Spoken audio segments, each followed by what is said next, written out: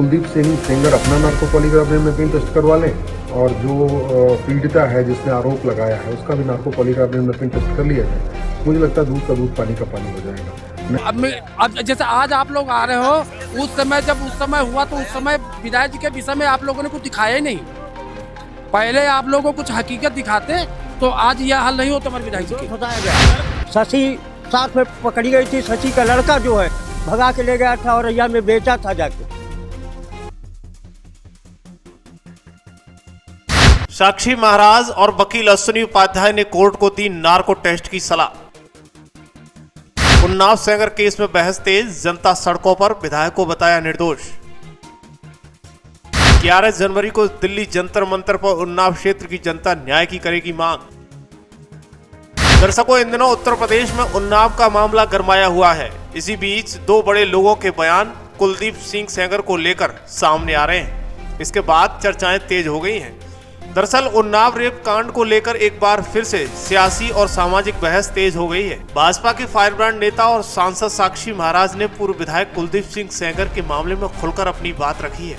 उन्होंने कहा है कि इस पूरे प्रकरण में न्यायालय ने बहुत देर से न्याय किया है और कुलदीप सेंगर के साथ अन्याय हुआ है। साक्षी महाराज ने यह भी कहा है कि उन्नाव का नाम पहले से ही बहुत बदनाम हो चुका था और कुछ लोगों ने इस मामले को बढ़ा चढ़ाकर पेश कर जिले की छवि को और खराब करने का प्रयास किया है। हालांकि उन्होंने ये भी कहा कि अदालत को नीरचीर विवेकपूर्ण बुद्धि के आधार पर निर्णय लेना चाहिए। न्यायिक फैसलों का सम्मान किया जाना जरूरी है। न्यायालय ने बहुत देर से न्याय किया, लेकिन उस न्याय का सम्मान करना चाहिए था। पहले ही उन्नाव का नाम बहुत ज्यादा बदनाम हो चुका, बढ़ा चढ़ा के लोगों ने बदनाम करने का प्रयास किया। अब इस संदर्भ में कुछ लोगों ने बोलना शुरू किया है, लेकिन फिर भी मैं ये कहूंगा कि न्यायालय को नीरचीर विवेकनी बुद्धि के आधार पर इसमें निर्णय करना चाहिए।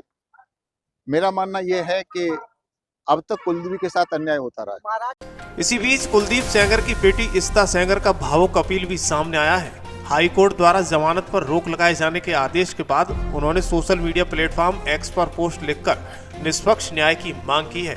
इस्ता ने कहा है कि उनका परिवार पिछले 8 वर्षों से चुपचाप न्याय की प्रतीक्षा कर रहा है और उसने कानून व संस्थाओं पर भरोसा बनाए रखा है। उन्होंने लिखा है कि उनकी पहचान केवल एक भाजपा विधायक की बेटी तक सीमित कर दी गई है, जबकि सोशल मीडिया पर उन्हें लगातार नफरत, अपमान और धमकियों का सामना करना पड़ रहा है। उनका साफ कहना है कि परिवार को न सहानुभूति चाहिए और न ही विशेष रियायत, बल्कि केवल इतना चाहते हैं कि कानून बिना दबाव और भय के अपना काम करे और सबूतों की निष्पक्ष जांच हो।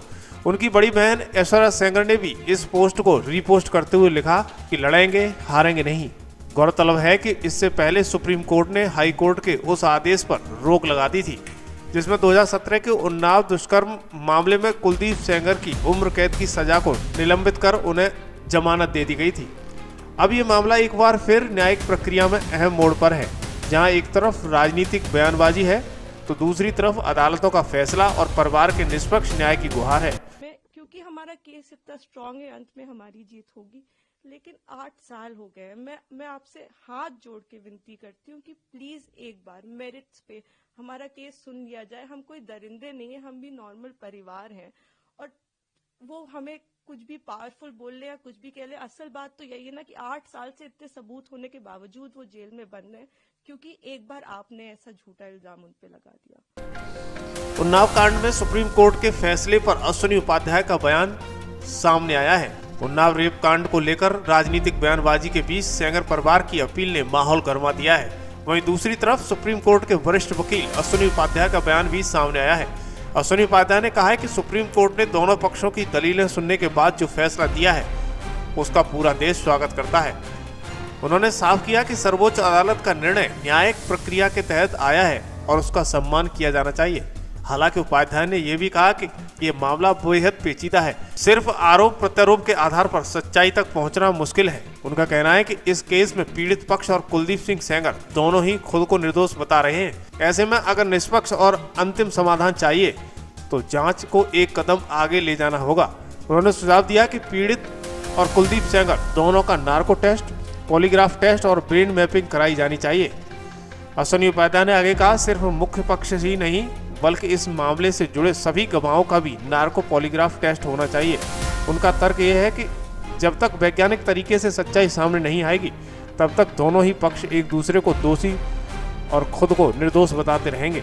उन्होंने कहा कि पूरे मामले में निष्पक्षता और न्याय सुनिश्चित करने का यही एक ठोस रास्ता है ताकि सच सामने आए और देश को एक स्पष्ट समाधान मिल सके। का तरीका तो यही है कि कुलदीप सिंह सेंगर अपना नार्को पॉलीग्राफ मैपिंग टेस्ट करवा लें और जो पीड़िता है जिसने आरोप लगाया है उसका भी नार्को पॉलीग्राफ मैपिंग टेस्ट कर लिया जाए। मुझे लगता है दूध का दूध पानी का पानी हो जाएगा। नहीं तो दोनों पक्ष अपने आप को निर्दोष बताते रहेंगे, दोनों पक्ष अपने अलग अलग बयान देते रहेंगे। समाधान इसका यही है कि पूरे मामले में दोनों पक्षों का नार्को पॉलीग्राफ मैपिंग टेस्ट, जो गवाह हैं उनके साथ उनका भी टेस्ट हो जाए, फिर इसका समाधान हो जाए। एक जब सुप्रीम कोर्ट का जजमेंट आया उसके पहले ही बीजेपी के जो नेता हैं ब्रिजभूषण सिंह, वो उनको बताते रहे कि नहीं वो जो निर्णय है बराबर है, उनको साजिश के तहत फंसाया जा रहा है। इस पर क्या कहेंगे? एक एडवोकेट के नाते मैं तो इतना ही जानता हूँ, सच क्या है इसका जानने का दो ही तरीका है। या तो पूरा ट्रायल हो, ट्रायल होने के बाद कोर्ट का फैसला आए, और दूसरा तरीका है कि जल्दी से पता करना है सच क्या है तो टेक्नोलॉजी का उपयोग किया जाए। आखिर आज की डेट में हम अग्नियान, मंगलयान, सूर्यान बना रहे हैं, आदित्ययान बना रहे हैं। आज की डेट में हमने बड़ी बड़ी मिसाइलें बना लिया, अग्नि ब्रह्मोस बना लिया, तो फिर टेक्नोलॉजी का उपयोग करना चाहिए। और आइए बताते हैं कि ग्राउंड रिपोर्ट में क्या कहती है जनता। दरअसल उन्नाव की सड़कों पर, चौराहों और चाय की दुकानों पर इस केस को लेकर अलग अलग राय सुनने को मिल रही है। कुछ स्थानीय लोगों का कहना है कि कुलदीप सेंगर को राजनीतिक साजिश में फंसाया गया है, कोर्ट को इस पहलू पर गंभीरता से सोचना चाहिए। वहीं कुछ अन्य लोग कहते हैं कि न्याय में देरी हुई है लेकिन फैसला सबूतों के आधार पर होना चाहिए, न कि दबाव में। एक स्थानीय नागरिक कहते हैं कि अगर सच सामने लाना है तो दोनों पक्षों और गवाहों की वैज्ञानिक जांच होनी चाहिए, तभी लोगों का भरोसा बना रहेगा। तो कुल मिलाकर उन्नाव की जनता भी अब एक ही बात कह रही है, ये मामला भावनाओं या राजनीति से नहीं बल्कि निष्पक्ष जांच और पुख्ता सबूतों से सुलझना चाहिए। इस पर देखिए ग्रामीण कैसे रोते हुए मीडिया पर बताते हुए दिखाई दे रहे हैं। ऑफिस में बैठ के मीडिया ने ट्रायल दे दिया। मीडिया अब जैसे आज आप लोग आ रहे हो, उस समय जब उस समय हुआ तो उस समय विधायक जी के विषय में आप लोगों ने कुछ दिखाया ही नहीं। पहले आप लोगों को कुछ हकीकत दिखाते तो आज यह हल नहीं होता। हमारे विधायक जी के बता दिया था, उसी में जो है विधायक जी को धर दिया गया, वो सब बाहर घूम रहे हैं। वो घूम रहे, और क्या लगता है कि निर्दोष फंसाया गया है। निर्दोष फंसाया गया। शशि साथ में पकड़ी गई थी, शशि का लड़का जो है भगा के ले गया था और औरैया में बेचा था जाके, लेकिन वो सब छूट गए, वो सब बाहर घूम रहे। दर्शकों, अब इस केस में सबसे बड़ा सवाल यूपी की जनता के सामने है। जब पीड़िता नार्को टेस्ट और ब्रेन मैपिंग से इनकार कर रही है और कुलदीप सिंह सेंगर खुद जांच के लिए तैयार होने की बात कह रहे हैं। 2000 आदमी आता था, सबको नाश्ता पानी मिलता था, सबकी सुनते थे, सबकी मदद करते थे। दादा आप रो क्यों रहे हो? आपके आंसू बंद नहीं हो रहे, रो क्यों रहे हो? रो रहे हैं, उनको जो गलत फंसा दिया गया, गलत सजा काट रहे हैं, इसलिए रो रहे हैं। इसलिए रो रहे कि उनको गलत जेल काट रहे, जो माफी के भगवान थे वो जेल काट रहे। प्रदेश में भाजपा सरकार है, कहती है सच सबको न्याय मिलेगा, फिर कुछ नहीं, कुलदीप सिंह को कोई न्याय नहीं मिला सरकार से। हाँ, लोग जाति का आरोप लगाते हैं। माननीय मुख्यमंत्री जी ने क्या मदद की? कुलदीप सिंह की कोई मदद नहीं की। उन पर भी गलत आरोप है कि वो ठाकुर है, वो ठाकुर है, कोई मदद नहीं। तो इसके पीछे किसका षड्यंत्र, किसका हाथ है? ये इतनी बड़ी सबसे षड्यंत्र बड़ा राहुल गांधी का है, सबसे बड़ा षड्यंत्र कांग्रेस का है। अन्य पार्टियां तो खुलकर नहीं आई हैं, राहुल कांग्रेस तो खुल करके फंसा रही है। वो क्यों फंसाना चाहती, क्या राहुल का? राहुल गांधी कैंडिडेट कांग्रेस में कभी न एक विधायक हो रहा न सांसद हो रहा। तो सच तक पहुंचने का रास्ता कौन सा होना चाहिए? क्या वैज्ञानिक जांच से सच्चाई सामने आनी चाहिए या फिर मामला सिर्फ आरोप प्रत्यारोप में ही उलझा रहेगा? चौराहों से लेकर सोशल मीडिया तक जनता पूछ रही है, न्याय भावनाओं से होगा या सबूतों और निष्पक्ष जांच से? अब फैसला अदालत का है, लेकिन सवाल पूरे यूपी से है कि क्या होना चाहिए।